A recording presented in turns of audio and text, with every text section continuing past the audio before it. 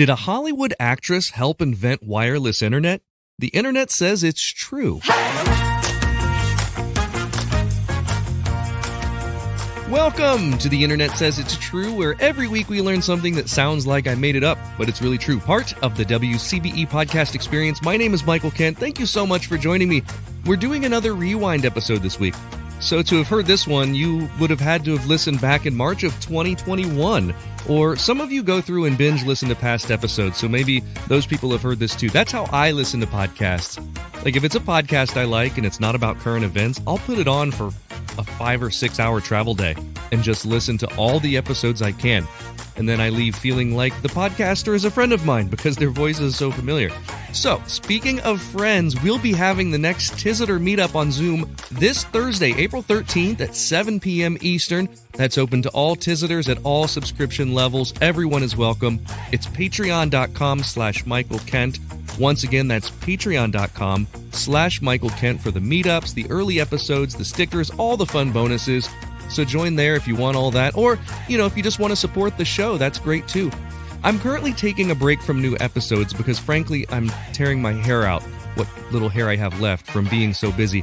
It looks like the fall tour this year is shaping up to be pretty great, and my wife, Allison, just opened a new skin spa in Dublin, Ohio. So if you're a Dublin, Ohio listener, go to Jewel Spa Dublin, and you'll find that. These things have been taking a ton of my time, but don't worry, I'll be back with new episodes very soon. I'm committed to keeping this podcast going, and the awesome support over at Patreon helps with that as well. So let's get back to when this episode first came out. It's March 29, 2021, and we're talking about Hedy Lamarr. Hi, this is Lindsay Bose, and did you know that Hedy Lamarr is responsible for the creation of Wi-Fi? Well, this is awesome. Famous actress Hedy Lamarr inventing Wi-Fi. I literally just saw someone post this on Facebook the other day. I didn't take a minute to fact check it, so let's look. So cool. This is going to be fun. What an amazing person.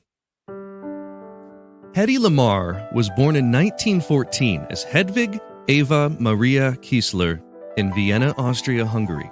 She studied acting, piano, and ballet in Austria and became quite a well-known stage and film star in her home country. Her controversial role in the movie Ecstasy had several steamy scenes in it that were a first in film. Some people went so far as to call them pornographic.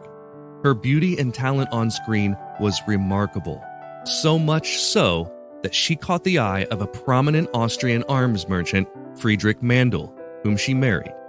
Mandl was basically a horrible guy to her.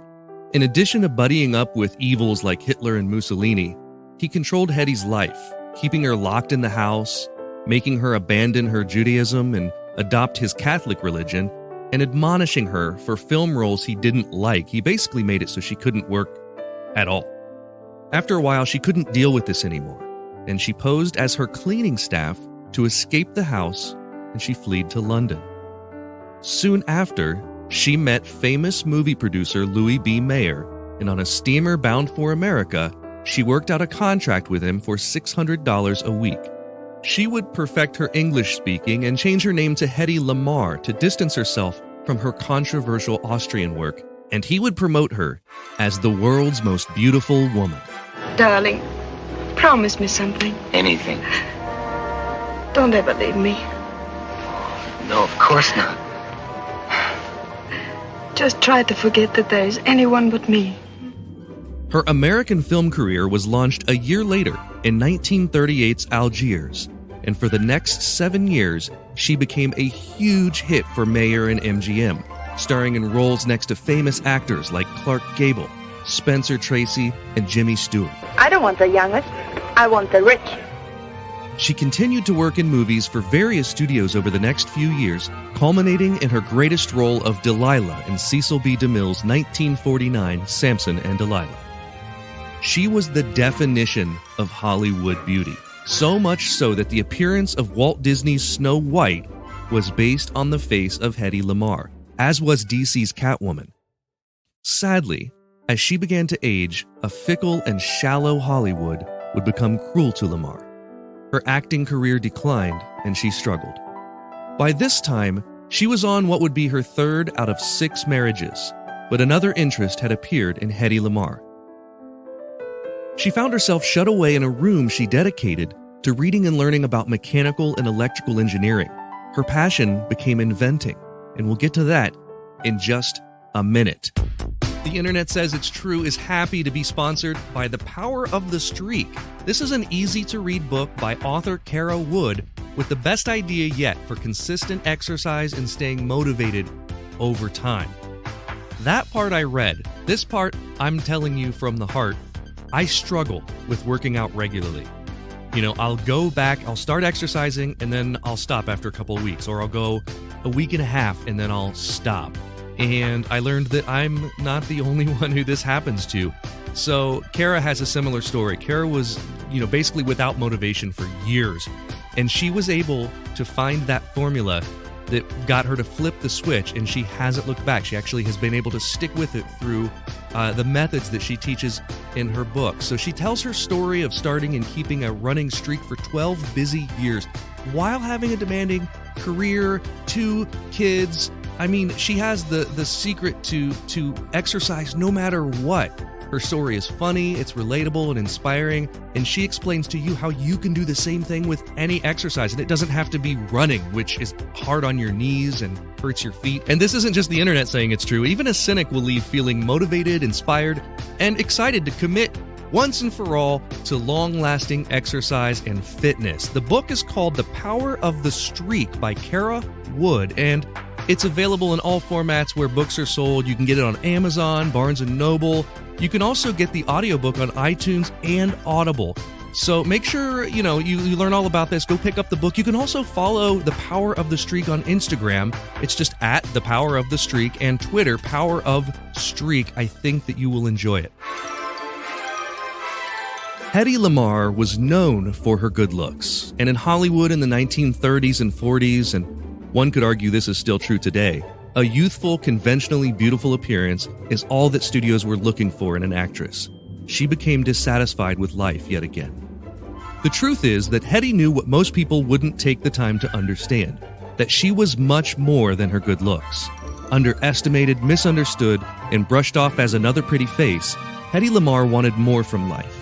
While she was only educated in the liberal arts back in Austria, she had a lifelong fascination with understanding how things work.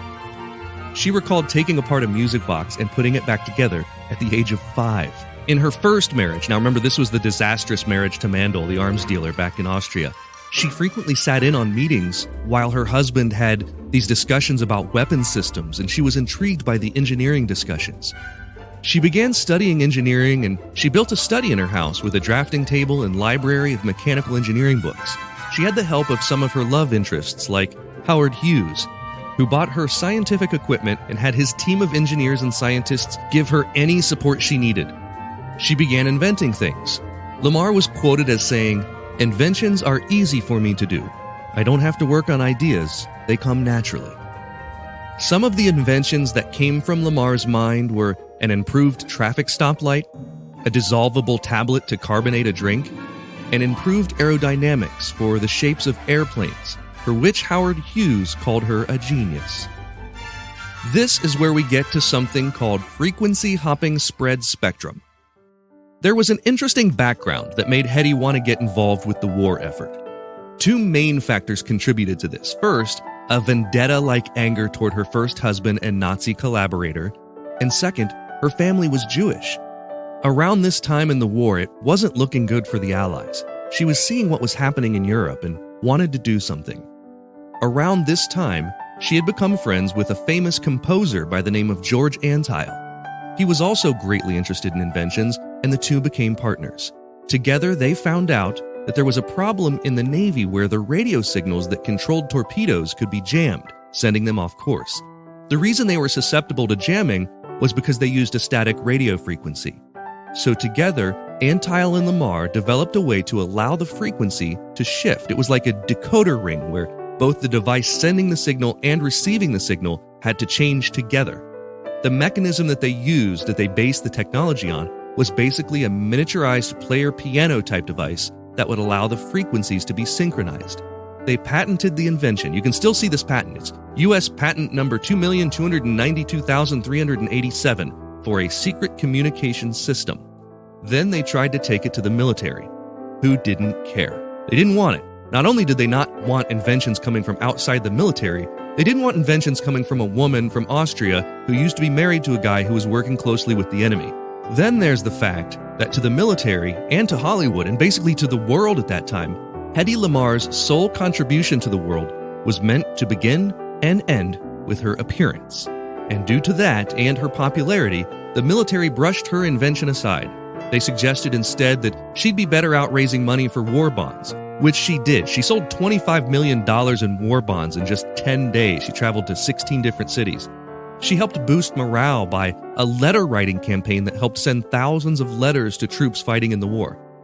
But that frequency-hopping technology, while the military didn't use it, they filed it away, and more than a decade later, the Navy actually implemented it to create a submarine-detecting buoy. The technology was used again during the Cuban Missile Crisis in the 60s to help guide torpedoes. Hedy Lamarr and George Antheil were never paid for their effort. But here's the thing, that frequency-hopping technology, it was the idea behind spread spectrum technology that started being developed. This is the very concept that is the bedrock of many modern technologies, including GPS, Bluetooth, and yes, wireless internet.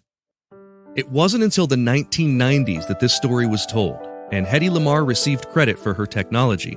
At this point, she was essentially a shut-in. She had 6 failed marriages and several botched plastic surgeries, and she spent the last years of her life evading the public eye. She was given multiple awards for her invention, but she refused to appear to accept them.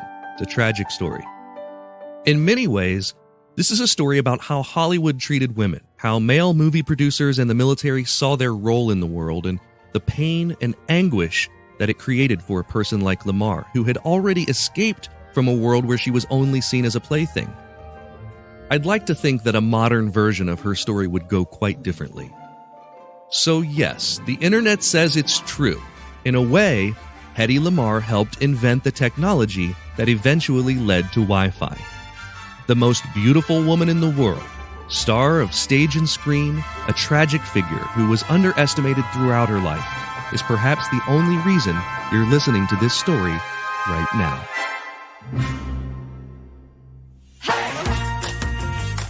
Now it's time for the part of the podcast where I call a friend and quiz them. Today I'm calling my friend Cameron Zvara. Cameron is a comedy magician who is also one of my close collaborators on many of my projects. What's up, Cam? Hey, what's going on, Michael? Oh, not a lot. It's a beautiful day here in Columbus, Ohio, and Allie and I spent the day hiking today. We hiked like 5 miles today, so I'm exhausted because I'm out of shape. Did you take your camera? I did take my camera. I had my camera on my back for most of it, like in my camera bag. But then, I took it out. We saw a few things here and there. Found a turtle and, tons of birds and that type of thing. So what are you up to today? Not much, man. It's kind of like my day off. Just working on, I'll say day off, but I'm always working. A little bit of editing, a little bit of stuff. Took the dog out. It's nice here, too, in Michigan. Cool. And, just kind of hanging out, chilling. This quiz is going to be a 5-question super quick quiz. And last week, the guest got the first question right. And because of that, I spent the entire week not posting about politics on Facebook. And I kept my word. I haven't posted about politics on Facebook, and I wanted to because there were several hot stories that I was ramped up about, and I just kept my mouth or my fingers shut. I didn't type at all about it. So I kept my word. But for this question, this week, if you don't get it right, I will not post any bird pictures this week. So you may be the thing keeping all of the beautiful birds from my Facebook friends. That's the stakes on this first question. That's sad. But if you get it right, I continue posting the bird pictures. That's how this works, okay? So here's our first question. In the 1930s and 40s, actress Hedy Lamarr was known as a bombshell on the screen, but she's also credited for what other important thing? A, she invented Wi-Fi. B, she started the Screen Actors Guild, or C, she wrote Blazing Saddles. I'd have to go with B, Michael. I'm sorry. Cameron, she invented Wi-Fi. I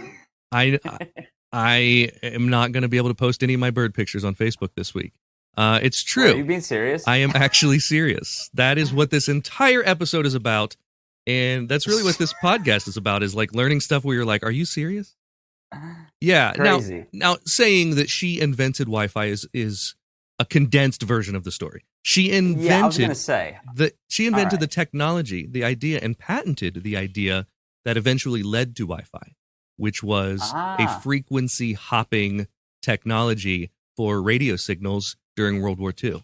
So it is pretty crazy that, no one ever associates a 30s and 40s actress with that. But so unfortunately, Cameron, no bird pictures for my Facebook friends. And literally every time I want to, I will remind them that it's your fault. Okay. Fair enough. Question 2. For this question, if you get it right, I have to tell you a quick story of my worst show. If you don't, you have to tell me yours. So have that in mind. And you can, change names and places to protect the innocent if you want, or the not so innocent if you have that in mind. But here's your question. Hedy Lamarr famously appeared alongside a popular male actor. His name anagrams to Large Black. Who is this actor? Large Black. So bad with actors. Celebrities in general. Now remember, we're in the 1930s and 40s. Even better. I have no idea. I have no clue. I can't even think through this. All right. Unfortunately, I am going to have you tell me the story of your worst show, Cameron. The answer, Clark Gable.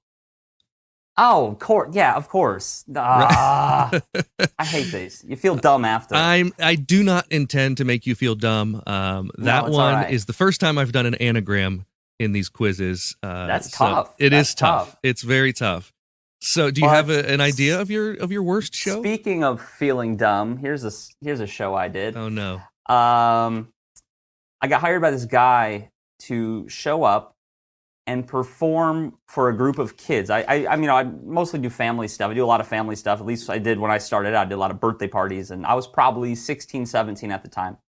So this guy calls me, and he says, I want you to come perform for a group of kids who are recovering from serious, illnesses and stuff. I'm like, oh, yeah, of course. Yeah. I'd love to do that. Sure. So I show up at this venue. I'm in this big gym. I set up my entire family show, and I'm ready to go. And then he texts me, said, we're almost there. We're going to bring the kids in just a bit. And I said, okay. And I'm excited. I'm pumped. And showtime, they all walk in, and it's 50, 30 to 40-year-olds, because the guy that hired me was in his 70s. So to him, they were kids. They were kids. And they were, their illness, they were recovering addicts, drug addicts. Yeah. Oh. And so me being young, 16-year-old, didn't ask the appropriate questions. So I had a family kids show planned for 30 to 40-year-old people that didn't want to see a magician in the first place. That's amazing. It was terrible. Oh my God, I love it. I love road stories like that. It was rough. Thank you for sharing that. I appreciate that. Question 3. If you get this one right, I will send you a coveted "Tell Me What to Google" sticker in the mail. If you it's get a collectible. Come on. Yeah, it's a collectible, and every week I'm trying to get rid of these, and I can't get rid of them. If you get it wrong, you have to send me some sort of Cameron Zvara merch. Whatever you have. I know that you've got magic wands for little kids, but remember, I am a 42-year-old man. Please don't get us confused. This one is multiple choice. What does Wi-Fi stand for? A, wireless fidelity. B, wireless fiber network. Or C, nothing. It's just something a marketing firm came up with. This is why I could never be on a game show, because I literally second guess myself on everything all the time. Even in real board games, I'm horrible. But I'm going to go with B. Wireless fiber network. Yep. The answer... It's fidelity. No, it's not. Yes, it is. The answer is C. Nothing. It's just something a marketing firm came up with. Really? Seriously? I gotta say, man, this is one of the harder quizzes I've had. And so okay. You're saying that since I'm 3 down, but that's fine. No, I'm not sure I would have known any of these, and I'm just now realizing that Sometimes I choose these questions because I find additional things about the story that I want to get in there. Sure. But this one, according to airtame.com, with the help of a brand consulting firm, the technology was marketed as Wi-Fi in 1999. Wi-Fi doesn't actually mean anything. It is not, as commonly thought, an abbreviation for wireless fidelity. The original term Wi-Fi was with a hyphen, but like most hyphenated words, use of the punctuation mark dissipates in time. So yeah, it doesn't mean anything. So send me some, whatever you've got. If I got you. Your next Cameron Zvara t-shirt you have made, you can just send it to me. I'll think of something. Okay. For this question, if you get it wrong, you have to work in a phrase of my choice in your next virtual show. If you get it right, I'll put that same phrase in next week's podcast. I lost this one last week, so you may have noticed a phrase that was inserted somewhere into this podcast. The phrase this week is super duper special. So if you get this wrong, your next show has to have the words super duper special in there somewhere. I hope I'm doing a corporate event next. Yeah, yes. Hey, I think that could work its way into absolutely anything. Super duper special. Here's your question. Last spring, a popular website did a test of internet speed by hotel chain. And one of these chains was determined to have the fastest internet speed at around 45 megabits per second. Multiple choice. What chain was it? A, Econo Lodge. B, Hilton Hotels. Or C, Marriott Hotels. I'm going to go with Econo Lodge just because it's small and they don't have a lot of people on their Wi-Fi. That is incorrect. Of course. Why would I be right? Come on. I'm sorry, Cameron. I am so sorry. I did not mean to make you look dumb, but honestly, that's why I said there is. Econo Lodge doesn't even have Wi-Fi. Yeah, that's right. The answer is Marriott. Marriott, they found on average has internet speed of 45 megabits per second. Still slow and still awful. Tough to really do much. But that is faster than they did the top 10 chains. And of those 10, believe it or not, Hilton Hotels was 10th. And the other thing is most Marriott properties charge $15 a day for in-room Wi-Fi, unless you're a rewards member or you're in the lobby. So. And I think it's $15 a night at an Econo Lodge. So. Like the actual hotel is $15 a night at Econo Lodge. So yeah, you bring your own Wi-Fi at that point, and that's one of those things that keeps coming up because some of us are talking about if we're back on the road and having to do virtual shows, how are we going to do this? We're talking about download speed when we're talking about these speeds, but upload speed is like non-existent at these places. So if you really wanted to upload video, it'd be darn near impossible. So so our stakes for that one were super duper special. And I got it written down. I got my notes in your virtual show next week. And if you'd like to provide us a little clip, an audio sample, if you think to hit record, that would be awesome, and I'll play it on the podcast. Sounds good. Okay. Question 5. This one is for all the marbles. If you get this wrong, I'm banning you from the show, never to be asked on again. What was the best thing that happened to you during the pandemic? Quite honestly, it was going virtual because it opened new doors, new markets, new ways to think about things, and I'm having a blast with it.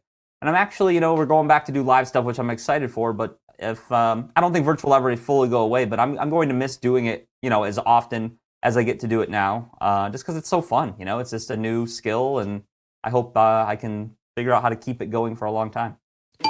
That is a correct answer. We'll give you credit for that one. You will be back on the show. You did not go 0 for 5. You went 1 for 5. 1 for 5. I must be making these questions harder, It's tough. It is tough. It's tough. I am the worst trivia player, so all right. I'm strategy game. I'm more of a strategy game person. Well, next week or next time I have you on the podcast, we'll do somehow in a strategy format. So I'll make up like an escape room version of this show. Like you and Hedy Lamarr are locked in a room, and one of you has to invent some sort of contraption to get out using, spread signal spectrum Wi-Fi or something. I don't know how we'll do it. Cameron, tell people where they can find you. Yeah, I'm on almost all the social medias, Facebook, Instagram, Twitter, at Cameron Zvara, CameronZvara. You can find me there. All right, that's Cameron Zvara, Zvara. Thanks again for coming on the show, man. It was good to see you. Hey, good to see you too, man. Thank you. Well, that's all for this week. If you are near Erie, Pennsylvania, you can come see me there live this weekend. I'll be playing Keller's Comedy and Magic Club, so look them up and get your ticket for April 2nd or 3rd. Also, I have a new rule. If you learned something that you didn't already know from this show, please go over to iTunes, leave a review with 5 stars and a few words. That's the rule. You got to do it. That helps me a ton because that's how the algorithm works to get the podcast suggested to more people, and that way we can keep learning something new if the internet says it's true. The Internet Says It's True would like to thank the Patreon sponsors whose monthly contributions put them at producer status. Sean Brown, Catherine Morgan, Taylor Hurd, Bryce Swanson, Mitch Joseph Kemplin, Alan Sekulik, Eugene Anderson, Matt McVeigh, and Jim and Joanne Martin. The show is written and produced by me, Michael Kent. The theme song is by Finite Music Forge, and additional music this week was from Aaron Kinney and Asher Falero. All audio clips in this episode are used for education and commentary and used under Fair Use Title 17 U.S.C. Section 107. You can listen to past episodes by searching for The Internet Says It's True wherever you get your podcasts, and you can see bonus content at patreon.com/Michael Kent.